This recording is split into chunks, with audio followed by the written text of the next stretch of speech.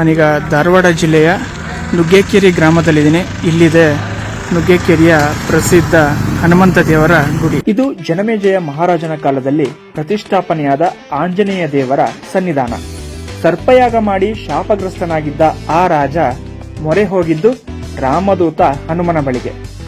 ಆಗ ಆತ ಪ್ರತಿಷ್ಠಾಪನೆ ಮಾಡಿದ್ದ ಸುಮಾರು 500 ಜಾಗಗಳಲ್ಲಿ ಈ ಸ್ಥಳ ಕೂಡ ಒಂದು.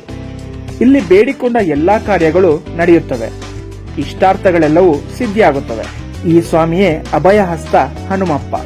ಪ್ರಕೃತಿಯ ವಿಕೋಪಕ್ಕೋ ಇನ್ಯಾವುದೋ ಕಾರಣಕ್ಕೋ ಈ ಮೂರ್ತಿ ಪಕ್ಕದಲ್ಲೇ ಇರುವ ಕೆರೆಯೊಳಗೆ ಮುಳುಗಿ ಹೋಗಿತ್ತು. ಸುಮಾರು 500 ವರ್ಷಗಳ ಹಿಂದೆ ವ್ಯಾಸರಾಜರಿಂದ ಪುನರ್ ಪ್ರತಿಷ್ಠಾಪನೆಗೊಂಡನು ಈ ಪ್ರಾಣದೇವನು. ಅಲ್ಲಿಂದ ನಿರಂತರವಾಗಿ ದೇಸಾಯಿ ವಂಶಜರೇ ಇಲ್ಲಿ ಪೂಜೆ ಪುನಸ್ಕಾರ ನಡೆಸಿಕೊಂಡು ಬರ್ತಿದ್ದಾರೆ. ಪ್ರತಿ ಶನಿವಾರ ಇಲ್ಲಿ ಜಾತ್ರೋಪಾದಿಯಲ್ಲಿ ಜನ ಸೇರ್ತಾರೆ.